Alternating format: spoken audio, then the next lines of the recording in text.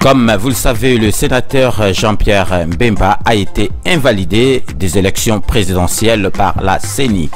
Pour en parler, je reçois ce samedi 29 septembre de 14h à 16h le combattant Pierrot Itela. Très chers compatriotes, samedi 29, nous allons en direct la radio avec Grand Maître César Ngadi pour nous dire pourquoi Jean-Pierre Mbemba a le choix de la raison, pour expliquer nos stratégies nini et ça koleka marbe bele ça koleka o boza koloka boza pour éviter ba stratégie oyo Jean-Pierre Mbemba azali ko bomba pona ekolo parce que Kabila akoki ko monela eboyete bokoyo kango et pas ya Pierrot Itela parce que azali partisan ya parti ya Jean-Pierre Mbemba donc bozangate bo landa émission oyo tokosala samedi 29 de 14h à 16h. alors vous allez brancher et belé to expliquer bino makambo oyo zako bongisa pona komo ya lobi. Alors vous engagez rendez-vous samedi en direct ya radio avec Grand Maître César Ngadi na Pierrot Itela pour solo la pourquoi Jean-Pierre Mbemba le choix de la raison. Pour na poser ba question na bino bo hésiter bo benga biso na 01 64 38 54 68 Pierrot Itela akozala wana pour na ko répondre bino na ba stratégie nyoso tout Jean-Pierre Mbemba a bombi po na ko longola Kabila na esika azali. Donc rendez-vous sur la 99.7 FM samedi 29 septembre de 14h à 16h. Salut, nous sommes le samedi 29 septembre 2018. Vous êtes en direct sur la MNG Radio, émission Rendez-vous avec le Patriote qui reçoit aujourd'hui Pierrot Itela, partisan du parti politique à Jean-Pierre Mbemba, MLC. Donc, comme toujours, Boyebi qui est samedi à partir de 14h jusqu'à 16h, Bozali na rendez-vous na bino ya ba patriote avec César Ngadi. Le lot comme to annonsaki, to Ozalana Pierrot Itela, membre ya MLC, Poto Solola Makambu ya Jean-Pierre Mbemba sénateur, Boyebi qui ba invalida qui est pour la course ya présidentielle, le lot to koyeba ndenge nini akosala ndenge nini makambu ekoleka. Toko parler na nyosotu etali politique. Donc l'émission est en direct à téléphone ouvert. Donc beaucoup qui peut intervenir directement en posant vos questions directement à mon invité qui est Pierrot Itela en composant le 00331 64 38 54 68. Wanezali pour Nabato Bazana Libanda, pour Nabato Bazali en France, donc 01 64 38 54 68. Donc, vous reposez ma question à Bino. L'émission est en direct sur la bande FM 99.7 FM. Et puis, na page Nangaya Facebook, il y a César Ngadi. Ensuite, beaucoup là, on a mngradio.com. Donc, en attendant, invité Nabiso à sa place na plateau. To côté Labino, Loyembo, il y a Olivier Chimbanga, Tolembi.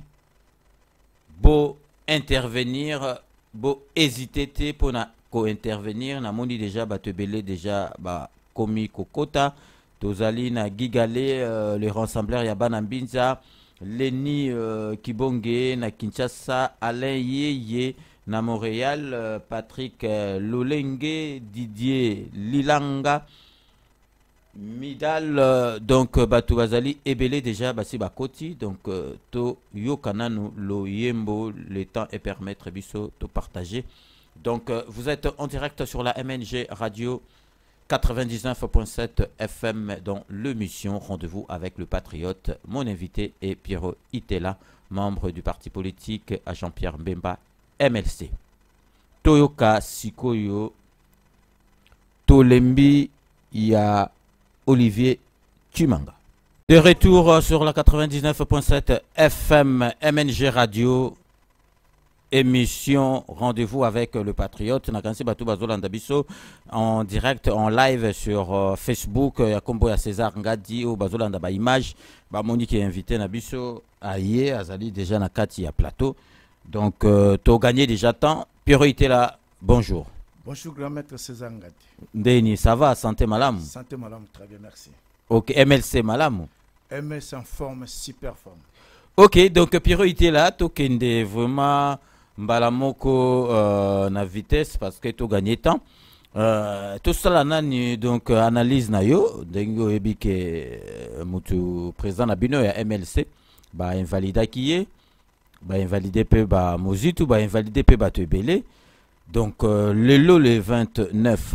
Donc analyse na yo ezali nini pour na makambo ezoleka na mboka na biso na makambo nyoso surtout ya politique ya mboka na biso. En tout cas, merci beaucoup na invitation na yo. Et là on a le besoin simple.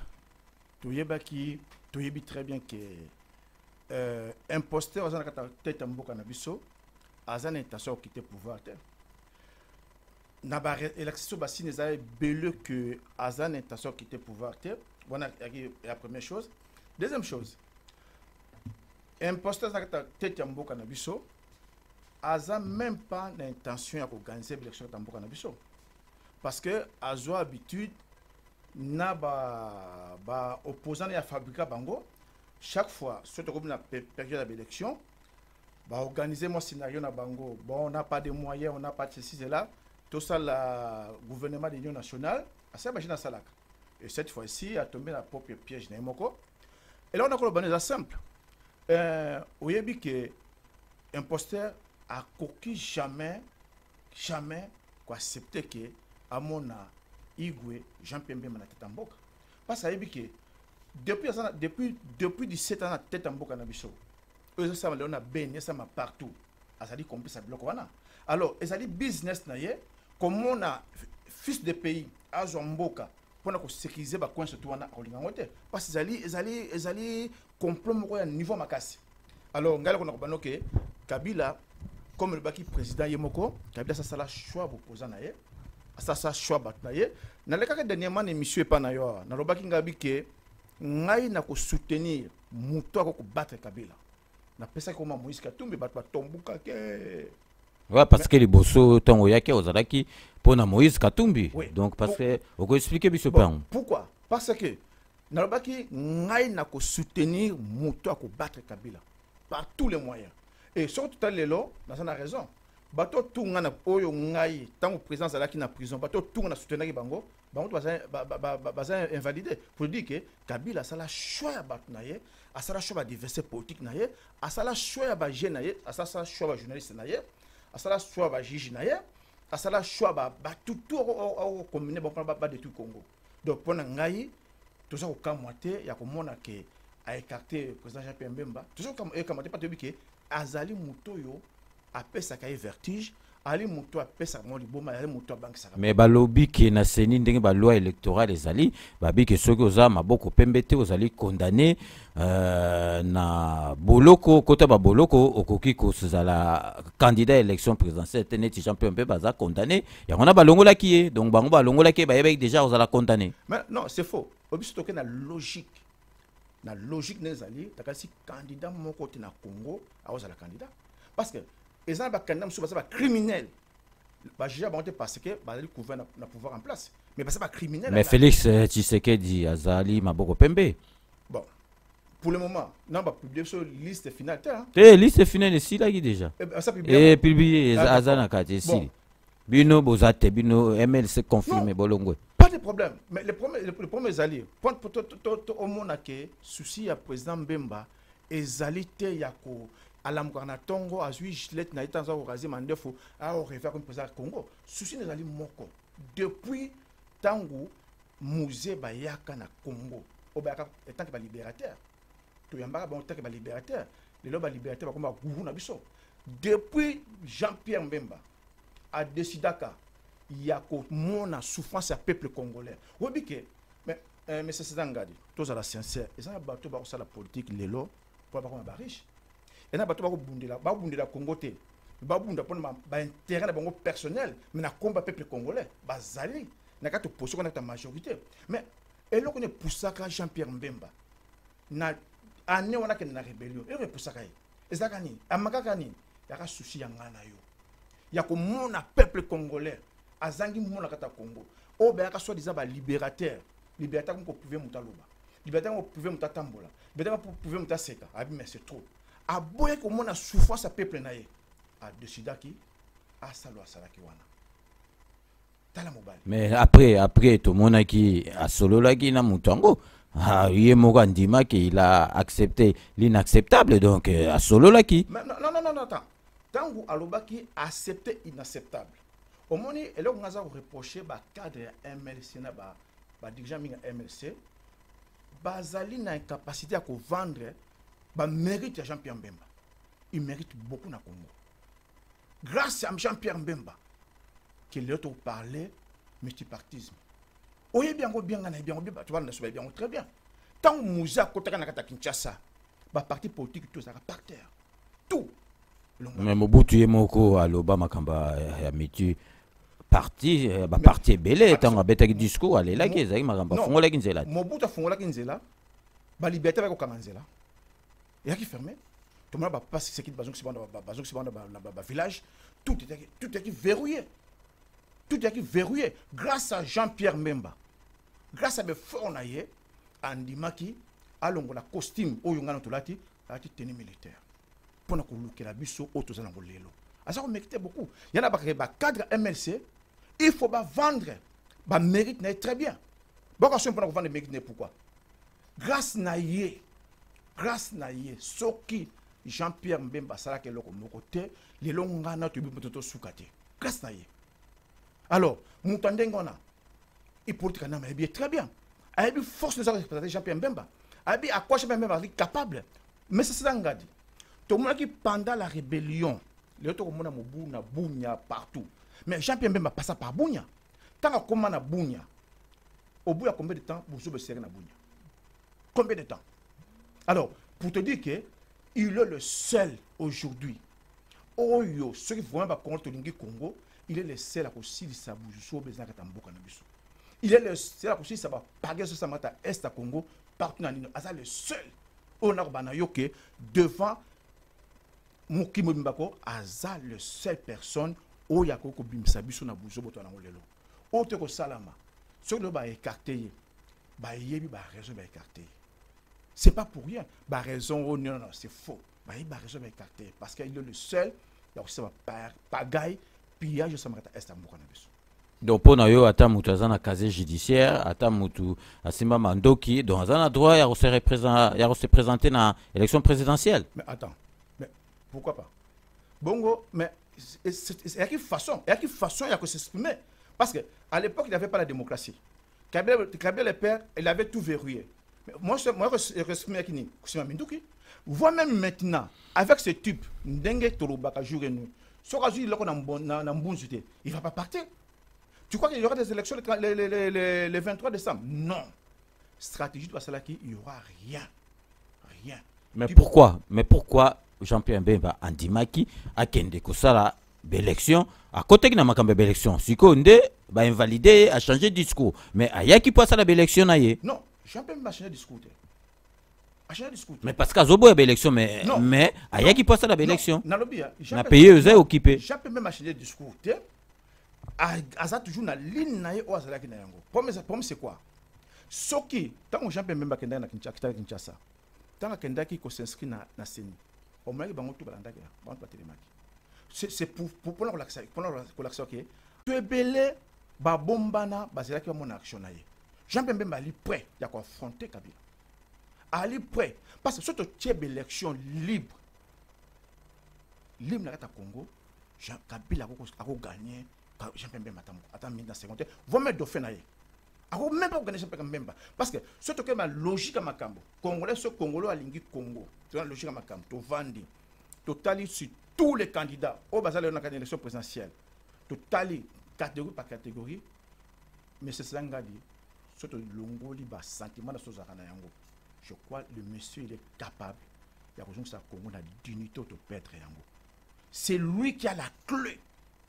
Il y a que le peuple congolais moi Valère to bungisi parce que il a l'expérience to monaka ba masolo na ye ndenga salaka musée ba yebiango.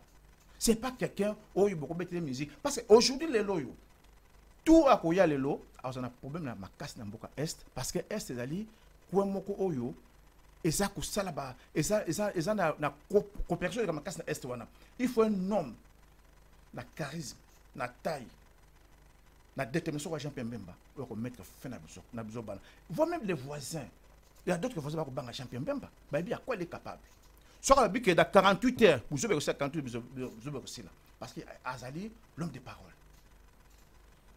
OK, donc Bolandi Piro Itela na répété bino que pour na poser la question directement na Piro Itela bo bengi na 01 64 38 54 68 et puis bato bazali banda bo précédé na 0033 1 64 38 54 68 beaucoup pe benga na numéro ya WhatsApp ba baza na téléphone te na numéro ya WhatsApp na 0033 7 53 36 38 09 numéro na ya WhatsApp na ko pe ko legisa bino donc Mesikoyo Pero Itela donc tu es que Jean-Pierre Mbemba donc c'est fini invalidé confirmé donc vraiment ici Sikoyo ekoleka ndenge nini bon na yebi ke maloba nyoso tout ba stratégie nyoso ba ko lo bango na radio te mais est-ce que peuple congolais ko compter kaka na Jean-Pierre Mbemba pona ko longola mutu azali na pouvoir na mboka na biso na tête ya mboka na biso? Oui, monsieur Sangadi n'a pas une réponse à titre personnel. Ça va engager Kengai. Oui, hypocrisie est dans la carte na monde politique à Congo et battre record. Quand c'est à ça. Nandeni. Quand c'est à place ça t'avant d'Akasekaka. Ce qui vraiment, obi n'a même qu'à expliquer bah tout souci à Jean-Pierre Mbemba. Jean-Pierre Mbemba a le bac très bien. Nazali a quitté pour na vana nanda kunangai. Je suis acquitté pour na servir pays mboka nangai. Et Jean-Pierre Mbemba souci nezaka kateke, souci nezaka kate. Azaka président de la République. Mais il faut y baquer bateau oyo, oya transition, bateau oyo, oya changement au sein na Congo. MLC azana kata bato wana voulu ou pas Jean-Pierre Mbemba azali incontournable na politique ya mboka Congo. Toute personne oya kolinga diriger mboka Congo lobby a besoin Jean-Pierre Mbemba. Tout, je dis bien tout oya kolinga diriger Congo lobby a besoin Jean-Pierre Mbemba. Mais nandeni bazaka na besoin comment ba besoin c'est-à-dire bazana besoin d'expérience à Jean-Pierre Mbemba. C'est un homme qui est déterminé. C'est un homme de parole, et un homme à l'obako à Salaka. Et ce qui, n'a bien à départ, l'autre ça la élection à Congo, Kabila est parti. Ce qui, problème, il y a, où ils ont passé dans l'Est à Congo. Ce qui, lobbying touti, où ils ont à Congo, te détruit en côté, tu as toujours un problème malgré Yazate. Parce que, depuis 17 ans, Bavandi ça et l'autre comme Vandawana, et ils allaient fonder ma casse. Je pense bien, Jean-Pierre Mbemba, il a la clé. Oyo Moutou, Oyo, au candidat Oyo Bako choisir, je pense qu'il a besoin de pour tout servir Mbokawana. Et puis, alors, très bien. Alors, très bien que ce qui est que ça l'a été, n'a qu'à soutenir Moutou Oyo, Tokopona surtout. Mais Moutou Tokopona surtout, ce n'est pas n'importe qui Tokopona surtout. Ce n'est pas n'importe qui. Ce n'est pas n'importe qui qui se surtout. D'accord, si, répondre à la que autant qu'il y a besoin de Jean-Pierre Mbemba. Pour changer le Congo, pour changer le BD. Parce que Azali na projet Oyo que ça là que le Congo s'est retrouvé. Tout l'ingate. Azako ça bloc terre ya ko bakli ba bloc ya ba kolokota idée na gauche na droite était ayebi Congo, ayebi ko sala. Donc il faut te passer à confiance. Parce que ce que les longs ngana yo, to lingi to bima na loko to sa yango, il faut te passer confiance la bato ndenge wana. oh ya yebi makamba ko sala très bien a yebi histoire a yebi skato outé skato okende très bien ngani si auto ko ya awsala wana auto za tona a représenter opposition a toujours na besoin ya MLC a toujours na besoin Jean-Pierre Mbemba pour ba raison et belle namoni relais men ape azali kolanda yo na ebite soki relais men na ozala d'accord na yo namoni pe Rex Kazadi baza olanda yo donc total ceux qui va intervenir ceux qui va ozala na besoin na yo mais banani pas de souci bon donc baza ba congolais na rappeler pe que Rex Kazadi azali candidat na députation na mboka na biso donc aza politicien donc et puis eloko nga na comprendre vous maté était là MLC elingaki kokende na élection na occupant o yazalaki kuna ni tete invalidation ya Jean-Pierre Mbemba lelo Jean-Pierre Mbemba alingaki kosala ba élection mais ndenge nini alingaki kosala ba élection ndenge nini alingaki ko gagner avec machine à voter o ezakuna na Shadari o azakuna azali représentant donc to lobaka ya Kanambe mais ça sangadi na si Jean-Pierre Mbemba pendant ses journées à Kinshasa à sa conférence de presse a expliqué ki batu tant que na seni makambu o ya mona ki kuna nakati et puis a expliqué ki tout que pour notre ça ba élection ezala libre ba condition nini o il fallait zala na si ba corps ya saint civil ezali toujours parce que pour mes alliés ba corps ba signaki pour gouvernement occupation ba respecter ngote c'est-à-dire que a rappeler que ba biloko o ebele que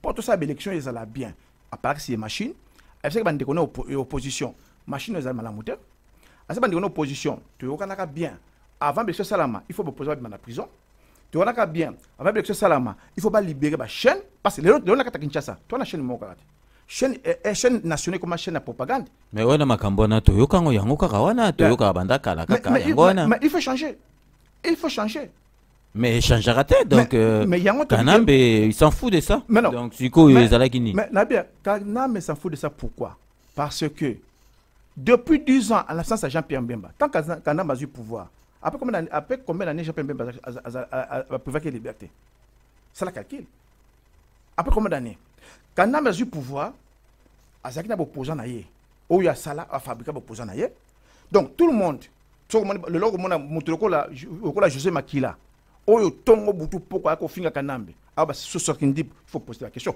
ba relais mena tu me parles de relais mena le relais mena o ngana ye to lala libanda ngana ye to finga Kabila butu to sala ba mense butu pona butu poko namona relais mena et bien monsieur le président Aguma Moto chercher l'erreur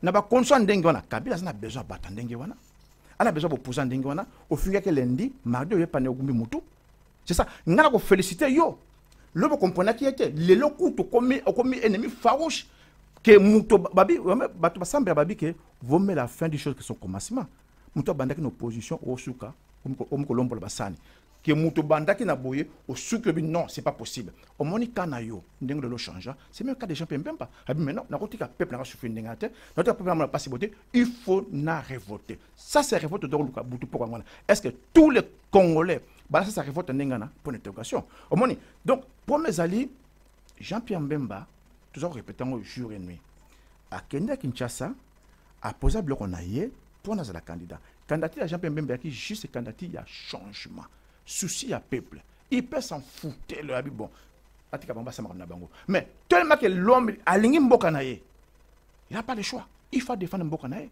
azana shot il faut défendre mboka na ye mais surtout qu'on est élection na machine wana na ba condition wana na kanisi tout ça la science des élections et ce que opposition ya mboka na biso baza vraiment ba vrais opposants ba condition ba signaki na ba ko ba signaki na science civile au ba sang baza réclamer ba imposer pouvoir en place ba respecter porte une élection au contraire Kabila a échoué a quitté pouvoir tout ça transition ça Kabila mais si quand comme na moment wana royeba qui est qui na zanani na moment na royeba on siko donc c'est une stratégie zandengini parce que Jean-Pierre Mbemba batutu balongwe et tikali Félix Tshisekedi pourquoi Jean-Pierre Mbemba batunyo surtout balongwe te batia maboko na Félix Tshisekedi a kende ko sala élection ti a gagné yango Mais attends, au lobby au mot très important de bière.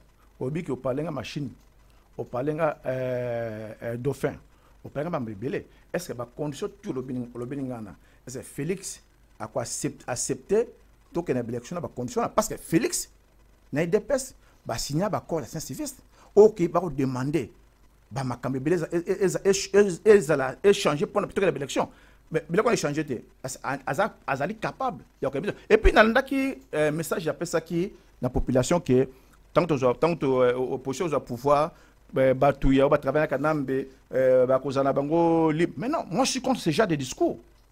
Mais non. Mais surtout lingui réconciliation ça m'a bien en Boka Congo.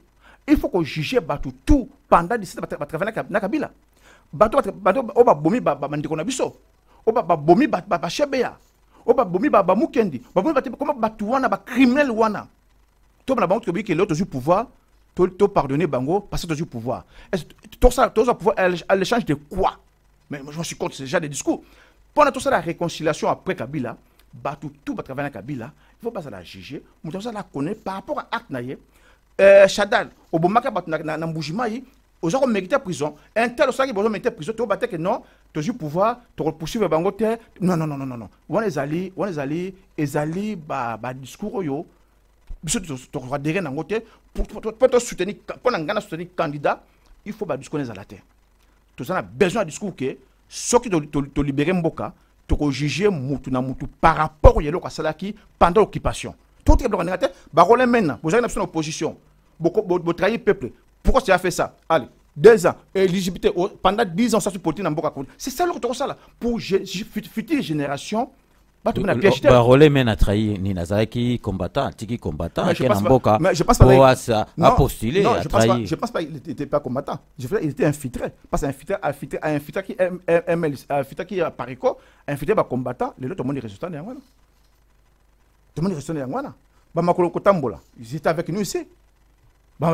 Ça pour preuve que donc tout y habité problème ya Congo mais c'est ça ngadi c'est les Congolais. Kabila il est pas fort. Kabila n'a jamais été fort. Kabila a ma capacité, il est fort, c'est un peureux.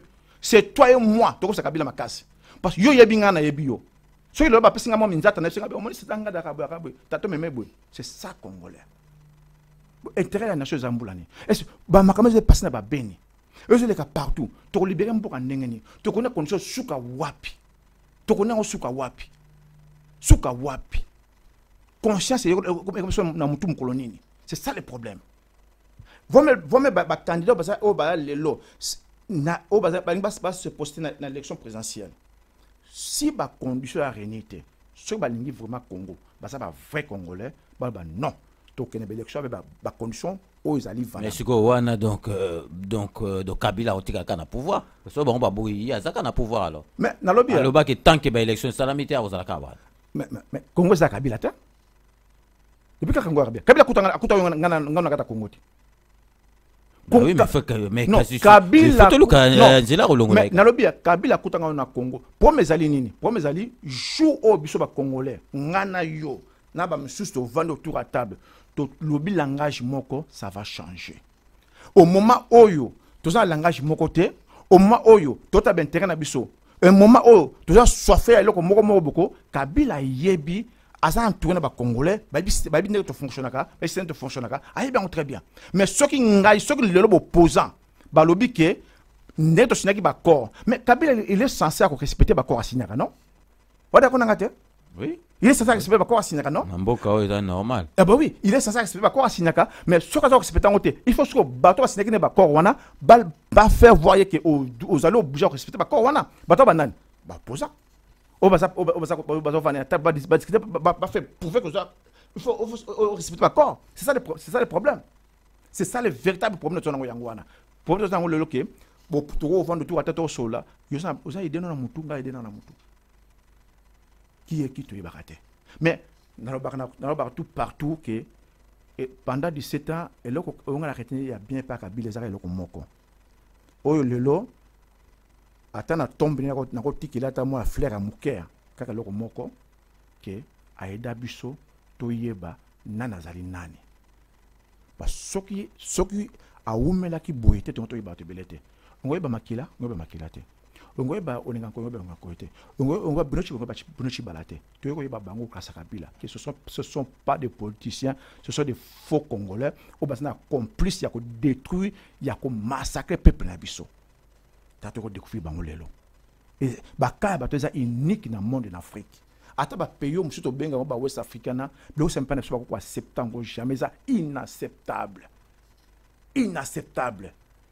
yoko mona lelo na bandiko na beni tous les 2 mois il faut pas bomba bateau et retrouver ça normal et une information pour ba loko moko te mais tout va ça normal ba depuis ba na bango tout ba na bango c'est grave c'est grave pour na peuple c'est grave. Ok, donc nakanisi bozali ko landa priorité na boke binyo surtout to marqué pause moko to landa Olivier Chimanga oyo azali ko yembela biso to lembi. Avec Sepela TV, besoin coûte au kima banyongo ezate. Pour pas na biso nyongo ezalate, ça peut faire 1 mois que foutite, fouta 15 livres na autopélicio. Ça peut faire 6 mois que foutite, fouta 15 livres na autopélicio. Même plus de 1 an, ça c'est plus de 1 an non foutate au kanisi kozana nyonga makasi. Komi tungsate maman, komi tungsate papa. 15 livres à pamba pour rétablir service non. Et je te dis on va na anda ko Europa Bilinga Sepela TV. Tolembi Kanambe boyoki Olivier Chimanga artiste engagé azali koloba na moyembo na ye azoyemba ngo penzane ti Franco Luambo Makiadi Tolembi munguna oyo azali na mboka na biso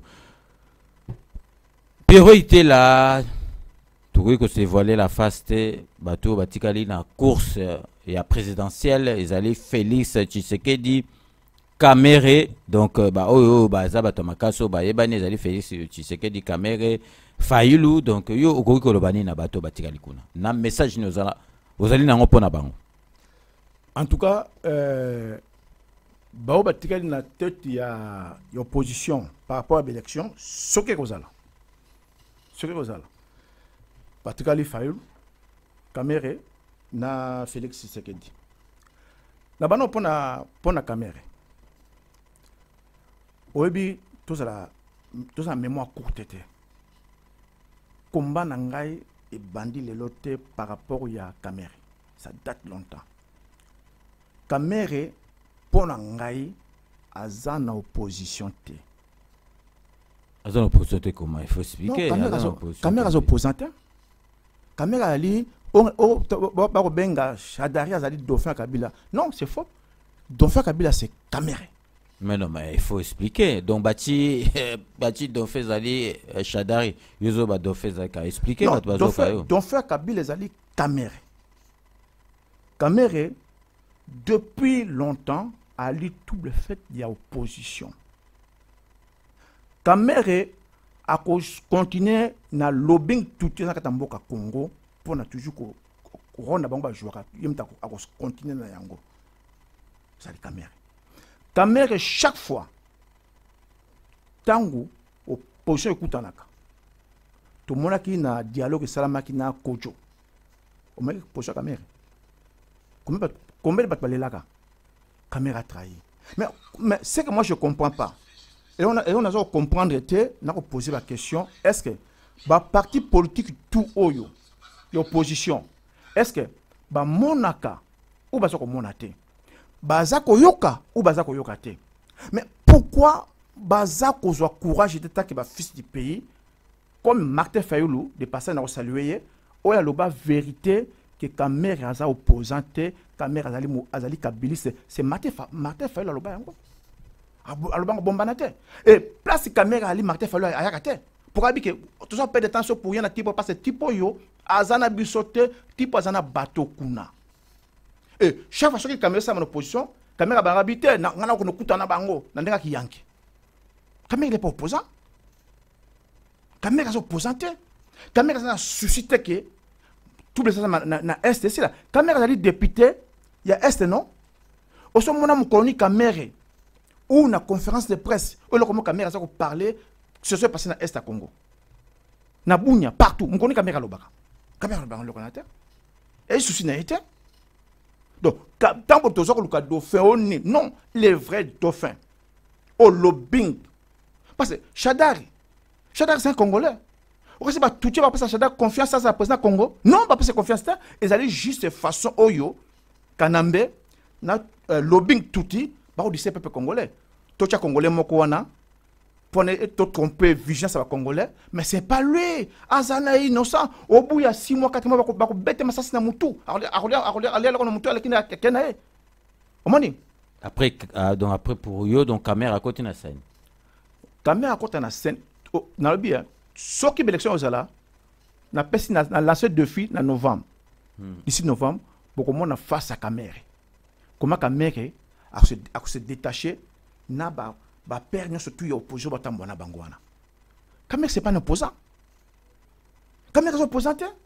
Caméra zali na kati ya lobbying touti oyo ba infiltrer biso depuis. Et caméra zali poison, ali peste na kata politique mboka Congo. Il est dans tout le sauce. Il est partout. La stratégie n'a Mike. Mon frère. Mais il n'est pas un frère, Kamere. Tuna batu oyo, bandaka, PPRD, bakolo Francis Kalombo yambaka bangwawa, ebi Kamere bien. Tant que ba so abike, Kamere opposante. Soki ngando ebi so abike ngola malade ndime parce que va na kate bale. Omoni, Kamere c'est pas un opposant. Martin Fayolo ba na bisongo clair net, Kamere est opposante. Et la confirmation plusieurs fois. Confirmation sous quand j'ai pas Kamere ezali na dernier dialogue salama na Kojo. Regarde moi Kamere ne Kamere changeaka amo pas frère na ye ou me frère mutu ko ça fait un rapport. Pour nangaye surtout compter Kamere comme opposant, Kamere opposante. Et na ko lancer appel na opposant surtout.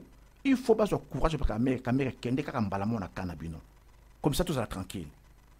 Voilà, la personne déjà point caméra point nangai, caméra n'a jamais été opposant. Bah je pense que bato ba Hollande biso bazali na côté caméra et je pense que ba ko réagir il va contredire yo ou bien to éviter on a kasi bazolanda biso ceux qui ba obenga biso ils ala bien oh yo le bis sur caméra ça quand même accusation très grave. Mais ba ko contredire comment c'est la vérité.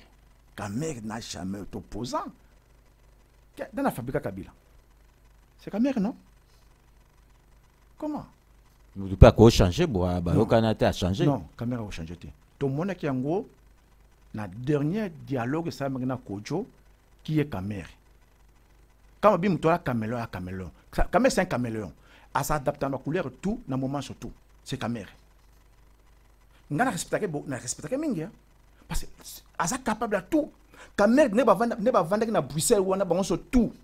Azana stratégie na mutu oba ko lobane côté ko bimama yena eloko zana mutu ça c'est tout dit basa stratégie ko sur la bangote pour nangai Kamere ce n'est pas un opposant otuni ngai deuxième Félix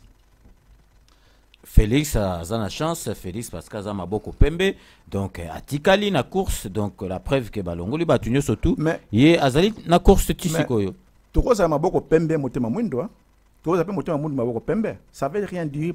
Obi, sur ce, tellement sérieux. Tout ça m'a un peu abusé. Azana makila ya peuple congolais tena maboko soto lui maboko pembe. Non, mais heureusement makila te. Makila zaka ko batute, makila za moyen belé. Quand tu acceptes corps mususu, tant que tu acceptes mususu, tant que tu mususu, ça dit que makila congolais zali ezana ba façon belé. Parce que ba façon belé makila congolais. Moussa Bomaki te Moussa Liaka Kalikonda. Vous comprenez? Il faut preuve pesa là. Non, je dis pas qu'elle est Likonda. Dans le but que tant que le baquet sorti à Makila Zebele. Omoni, Moussa que à Makila ça dit que l'homme il est pas capable de faire comme menga ça comme pour se faire plaisir.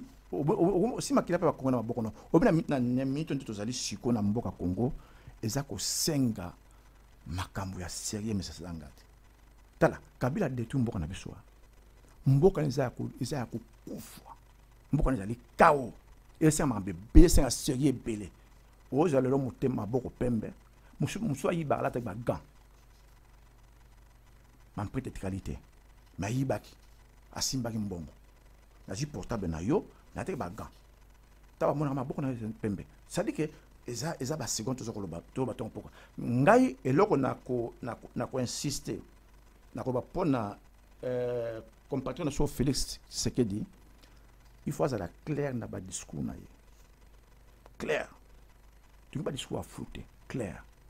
Dernier discours à qui soit toujours pouvoir, tout limbisa, tout ça, non. Il y a un discours à flatterie. Le peuple commence à mériter le discours qu'on a fait. Tout lingi makamba sérieux. Motoyo, abomaki shebeya, il faut pas s'ambisayer. Moto abomaki amatungulu, il faut pas s'ambisayer. Moto abomaki mukendi, il faut pas s'ambisayer. Bato ba bomi population na mbushimai na kananga, il faut pas s'ambisa batuana. Toko bateke mo, on a du pouvoir, souci na pouvoir, souci à Félix Ani. Avant comme président et puis tu n'es pas. Mais non. Il faut te marquer histoire génération future va vivre pendant 17 ans d'occupation. Alors il faut modifier le discours. Tout ça discours à flatterie. Pour te flatter, tu vas face na biso. Tu vas aller bon, aller gentil. Pour Kabila a besoin de poser gentil. Kabila a besoin de poser méchant, tu vas méchant a été. Oh non, monsieur le président. Non, tu as besoin de il faut discuter à la clair, net. Alors, pour Martin Fayulu, ça c'est un combattant du peuple. Martin Fayulu. Combattant du peuple. J'ai vu Martin Fayulu dans plusieurs actions, marche, bête, bloc azor, bloc belé, quand même il mérite quelque chose pour Namboka wana.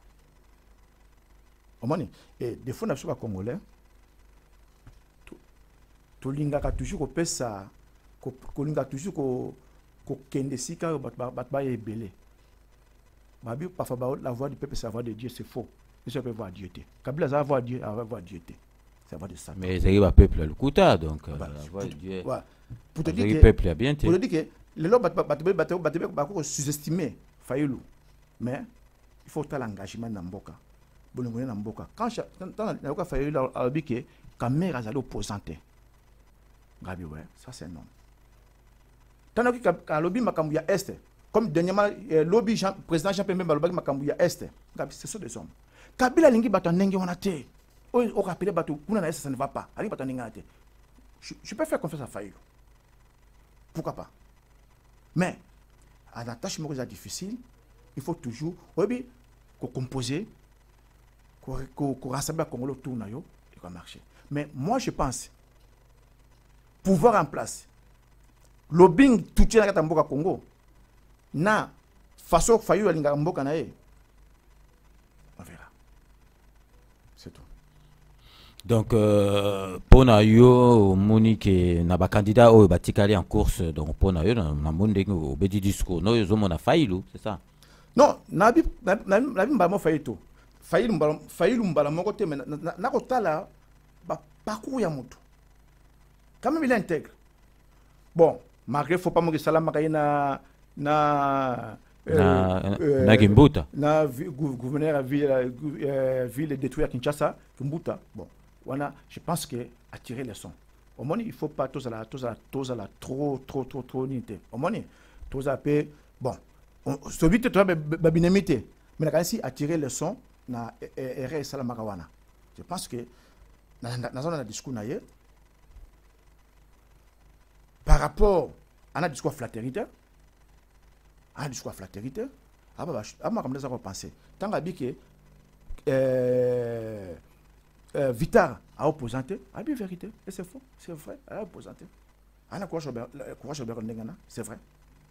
Mais il y a un ok, Kinshasa a besoin d'opposants oyo, bakoko critiquer bangote, ba mabena bangote, ba toujours bien na bango. C'est eux qui ont besoin de moi. On a besoin de battre la bambine batte. Pas besoin de battre la Fayulu. Nous avons besoin de battre la Fayulu parce que tant qu'il fallait attaquer Vita et puis ça bouge pas. On a besoin de battre la Ningate, tu vas calme. Mais on a besoin de battre. Oh non, mon frère. Non, il n'est pas mon frère parce que Moutako Bombande, on a un frère na yote. Tout ça est clair. Moutako Bombande, on a un frère na yote. C'est nemi na yo. Ce que nemi na frère na yo, nemi na ngai. Et il y a un souci. Cherchez l'erreur. Mais yo ko lo banini na oyo Katumbi ndenga yaki alingai kokota baboyo akota insister akota te donc yoko lobani mais est-ce qu'on prouver que Congo ezana dirigé na mutu maza ko décider sur ya ba congolais surtout mais ye baluka bakanga ye ayaki po akota pourquoi baboyo kotsa ye quelque chose de poser parce que mutu nga bakanga ye ayebo kanga boboyi alors to comprendre cinéma ngazali nini théâtre ngazali nini to comprendre ngote parce que nga baluka bokanga mutu ayebo kanga ngai bokangi yete boboya kota faut batika kota bakanga ye ko soto yeba bawela kanini ezaka nini c'est ça le problème. Bah oui, la canne est la canine. Oh, mais ça c'est un gars. Oui bien, sincèrement, tous à la sincère, ngai do moins na vente devant yo, na zalaka na confiance ya classe politique à Congo tamina seconde. Baton baza ba météo. Mais donc Jean-Pierre Mbemba en fait partie aussi, j'ai zappé na classe politique voilà. Na pose na confiance na été alors. Na lo bien. Non. Nani oyo soko tuni muta Kinshasa boni kuna aningisi mutu nani ko privé oyo so abeti soneka na tongo na butu bato bazengi pongia kolala comment mutona yo mogoloba Jean-Pierre Mbemba donc bato lelo ke kuna na pouvoir ba obanga za Jean-Pierre Mbemba mais nabia na mutoye bisanga te j'étais avec un député na parlement joue banosaki acquittement tu parti téléphone quand les députés ça trembler c'est pas vrai bon bangani pourquoi c'est pas vrai mais c'est vrai le seule personne au là ko privé Kabila pongi les seules personnes où ya pesi Kabila bimsa do fait mbangu les seules personnes où ya quitté Kinshasa gouvernement les seules personnes oyo a troublé à bancher politique il y a Jean-Pierre Mbemba sortez à Jean-Pierre Mbemba que ce soit opposition manger calculer va donner changer et ndeba ba inviter Jean-Pierre Mbemba tout le monde sont content que ça soit l'opposition dans la majorité moi je dis la vérité ba ko banga nini balingi to zonki sa mboka na raité biso na tolia te photo zape tuna sotolia bongo to bongo samboka so yo zelolia to bongo samboka boso na zetolia yo ngapi yo zelolia to bongo samboka mkolonini to bongo samboka quand il faut mboka na zonga na état de droit comme papa qui ba état de droit zala et l'état zala police zala ni na zala Kabila sala choix na ye tana bali kamboka Kabila sala choix na ye président Mbemba na prison na bango il y a 2 ans passé Kabila sala choix na ye opposant lelo na président Mbemba répéta qu'il abasu mona Kabila sala choix na ye opposant Kabila sala choix na ye soda congolais ala vina na misère asala ponana choix ya bana moura za ba Tanzania bana ni basanga asala mo équipe nationale na ye soda congolais comment ennemi à peuple congolais au peuple congolais soda congolais bana même cas moi ne pas révolter pas ya commandant super na bango ba qualité pas peuple Kabila sala choix na makam ce pays et na taba journaliste ana choix na ye ba jamais ka sanda ba choix na ye yo ko ba makambo mais les seules personnes oyo tant ba nosaki que Azali a quitté monde classe politique majorité opposition bah ça qui va diarrhée c'était Jean-Pierre Mbemba l'homme qui fait peur pourquoi parce qu'il a l'homme de rigueur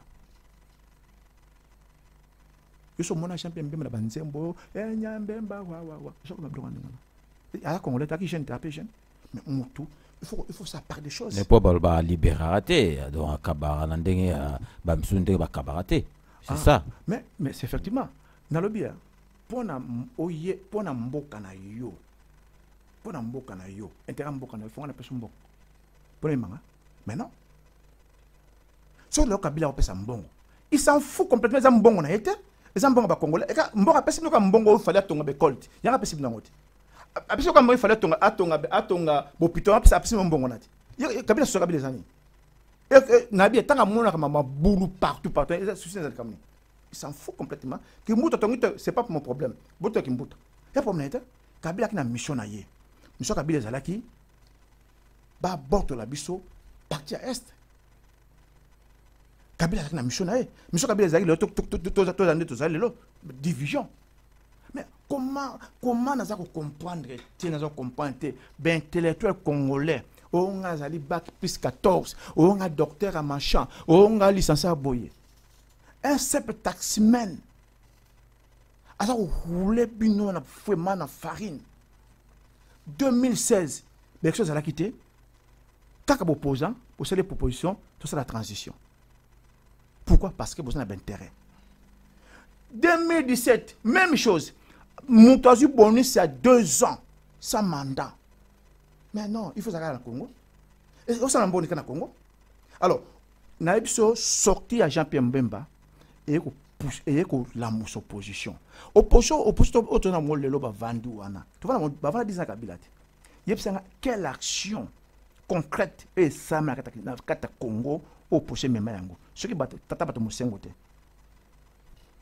Ce qui sanga bat mosengote. Opposition quand il y a kata mboka Congo. Il y a action basala concrète pendant que Kabila va na kidnabi bato bat tomboki. Et ça abanga bangote. Ayi faiblesse na bango. Ba lui faible na mbongo na dollar na euro. Na ba proposition ba poste. Taba ma vie makila. Mais ngana yambaki mutu ya IDPS awa alobi ke Congolais toyoka sonité donc Félix Tshisekedi ye mutu azali vraiment candidat oyo akoki kosala makambuke Kabila longo na pouvoir to tchai maboko. Mais obi ngal eloko mona na ko mona mabe na bande ko na biso IDPS hein. Bazana ba sentiment moko boyo ndire on dirait sentiment ta musique. Au moins ndenge tangazala quand 2 camps ya ba wengi wana ko ata nzembo za mabe. Yoki son yoka solo te babino nzembo babino solo te nzembo mélodie ezanini. Au moins non.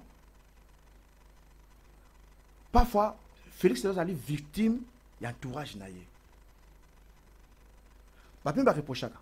Oh non, même ba tribalisme machin. Mais ce qui est un MLC, Maman Bazaïba, Fidel Babala, proche Jean-Pierre Mbemba. Ce n'est pas les gens de l'Équateur, c'est faux. Ming le loba 21 ming quoi ba Thomas Louaka tout ce monde là possible Olivier Kamita tout lolo Mbemba bimisa bango na clandestine ma ba koma le loba tout. C'est pas les gens de l'Équateur. Tout dans l'histoire bien, pas de l'Équateur. Tout batrayer Mbemba tout wana tangana mu d'Équateur mo ba combien pas d'Équateur mais sur au tout à Félix on dirait ils allaient club à famille non mais on ngana yambaki la bouche autorisée azamu tetela azamu lubate na yebi pe batu musu baza école musu so problème la bango ezali faut basa ka analyse très bien. Ils ont reproché na Félix vraiment en 2 mots. Parce que 2 mots, Félix balakisi ke aza propre batikiye pour batebeli balongoli bango. Félix batikiye la preuve que aza na makambo ya reproché te. Non, na lobi kotika na kolongola yaki choix décision ya Kabila. Bon, Félix Barotique est pour ni azam Kabila. Na expliquer yo.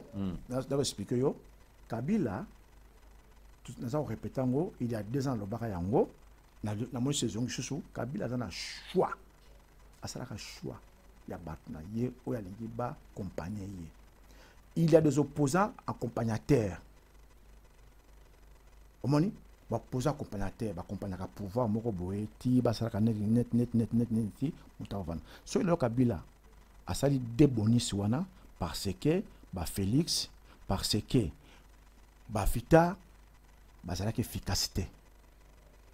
So ba efficace Kabila nga sala de bonus parce que Félix Alobaka ce Kabila renouvelé mandat na ye a otambola na corona na Kinshasa. Renouveler mandat na tranquille. Ouais, les caméras. Félix pas le banc. So tal le banc. O nani secrétaire général IDPS le banc abike. Ce qui Kabila nous a renouvelé mandat na tiki politique. Qui le secrétaire général tikani puté. Moi c'est ça dit que ils allaient ma parole.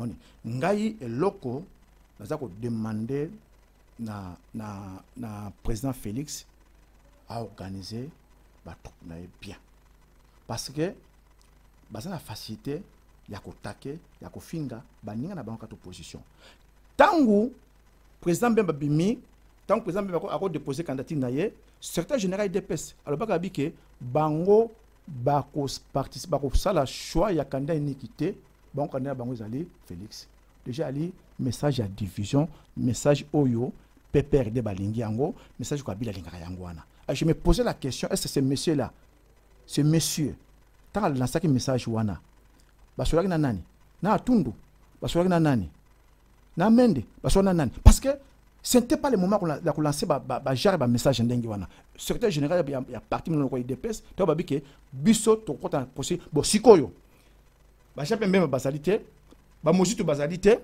so biso to biso to bi non to même to na logique oyo secrétaire général IDPS abimisaka na début que quand on a une qualité, tu es un bout de bouton. Monte tu es un bout de bana basa ba diviseur. C'est eux. Bango ba diviseur. Et le Kouana, Soki, IDPS, basa le fort, et si la té, et que vous avez mon boulot pour n'importe quel abisso. Congo, tu as dit uni, Muluba, mu Congo, Mungala, il y a comme l'abisso. Mais surtout, tu as une tendance à l'esprit. Wana to sa sortie secrétaire général des ça va clair abi biso to ko pona kanda inéquité kana biso ningi zakaraye et pourtant pona to s'en sortir na vote premier tour machine à tricage bona ba tricage poto récit to contourner système wana il faut to na kanda unique opposition nous boy chikoyo bon ba écarter benga mususu surtout soutenir bino to ça ndengeni au moins placer mon boulot opposition est place de Yangwana mais bino bato la presse bon vanda qui m'a voulu le moteur et là yo ça 5 minutes pour les camarades au ça 5 minutes bang 5 minutes boum mais ni pas 5 minutes ya nini ya likambani tant secrétaire général de passa bagi abike bango makambakana ni ke salité kanel ni na bango zali Félix nit bo ba le moteur bo ka silacher te na lobela kiango na lobela kiango parce que ba tout bazoza d'accord te yango na solution nga e komaki ke na lobela kiango na kosaki ke mboka na biso ezonga sous tutelle yango na bimsaki na bito zoyo kanate oyote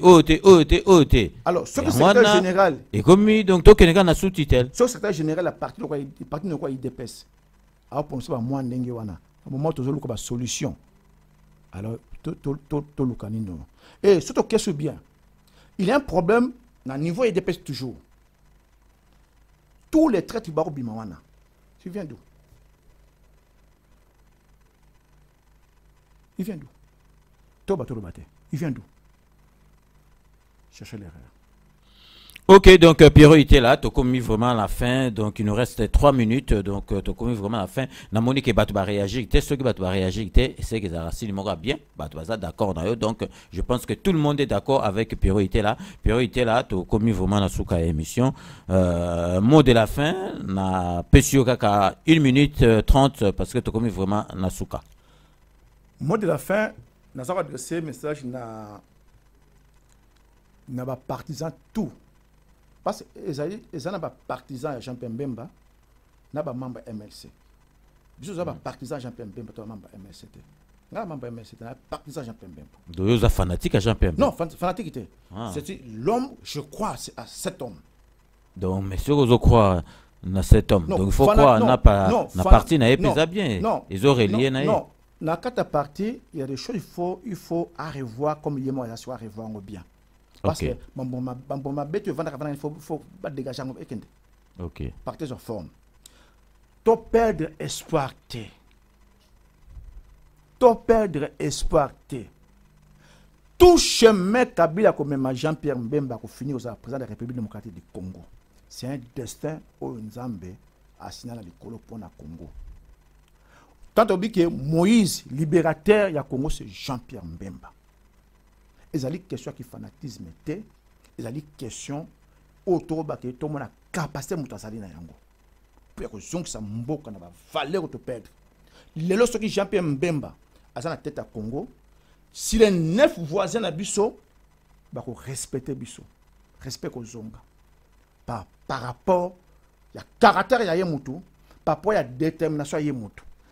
akozala chef au terre na sommet akobendaka mandef ko sakana ba montre te ali chef yé pour défendre l'intérêt ba congolais et bien intérêt à Congo ba blague to ko mona ba diplomatie ba pam besoin c'est pas na été top de sport le 23 décembre ko lobby total ce que l'élection kozala ce que l'élection kozala te to ba suite nango le 29 président Jean-Pierre Mbemba a la conférence a fait un message na Kinshasa en direct to ko mambo ba na biso tous à la près to perdre confiance parce que yazali déterminé je dis bien président Mbemba ali déterminé pour na ko sauver peuple oyo souffrance peuple aussi pourtant se soutenir. Ok, donc c'est le mot de la fin. Il y a priorité là, il y a MLC à lobby. Champion Mbemba Zali déterminé pour na ko que ça souffrance et à peuple congolais. Donc c'est ainsi que s'achève rendez-vous avec le Patriote. Il y a le samedi 29, tu se retrouver samedi prochain, même heure, même chaîne pour une nouvelle émission. Donc d'ici là, portez-vous bien et à très bientôt. Donc à samedi prochain. Merci na écoute Nabino, Tokutay Nabino samedi prochain.